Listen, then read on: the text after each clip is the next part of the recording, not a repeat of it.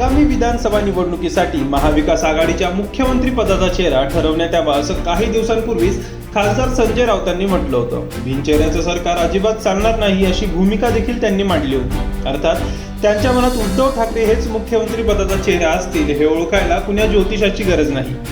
महाविकास आघाडी सरकारचे पहिले मुख्यमंत्री म्हणून उद्धव ठाकरेंनी उल्लेखनीय काम केलं होतं. विशेष म्हणजे कोरोना काळात त्यांनी केलेल्या कामाचं बऱ्यापैकी कौतुक झालं होतं. पक्षफुटीनंतरही लोकसभा निवडणुकीत पक्षाला यश मिळवून देण्यात उद्धव ठाकरेंना यश मिळालंय. त्यामुळं उद्धव ठाकरे पुन्हा कसे मुख्यमंत्री होतील यासाठी राज्यातील शिवसैनिक जोमाने कामाला लागलेत.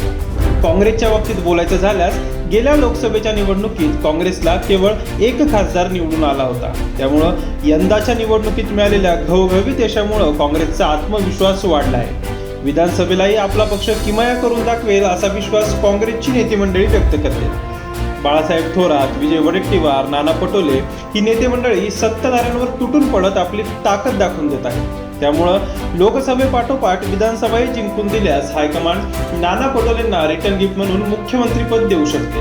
आता थोडं महाविकास आघाडीतील राष्ट्रवादीविषयी बोलूया. महाराष्ट्रातील जनतेवर शरद पवार नावाचं गारुड आजही कायम आहे हे लोकसभेच्या निवडणुकीच्या निकालातून दिसून आलं. महाराष्ट्राचे 4 वेळा मुख्यमंत्री राहिलेल्या शरद पवारांना विधानसभा निवडणूक काही नवीन नाही. यंदाच्या निवडणुकीत आपल्या पक्षाचे जास्तीत जास्त आमदार निवडून आणण्यासाठी ते प्रयत्नांची पराकाष्ठा करणार हे नक्की. त्यामुळं पक्षफुटीनंतरही पक्षाशी आणि विशेषतः शरद पवारांशी एकनिष्ठ राहिलेले जयंत पाटील मुख्यमंत्रीपदाचे प्रबळ दावेदार ठरू शकतात. आताच्या विधानसभा निवडणुकीपूर्वीची राजकीय परिस्थिती वेगळी आहे. त्यात नुकत्याच लागलेल्या लोकसभा निवडणुकीच्या निकालानंतर ती आणखीच बदलली आहे. महाविकास आघाडीनं 21, 17, 10 असा फॉर्म्युला ठरत लोकसभेचं मैदान लढवलं आणि 48 पैकी तब्बल 30 जागा जिंकून आणल्या.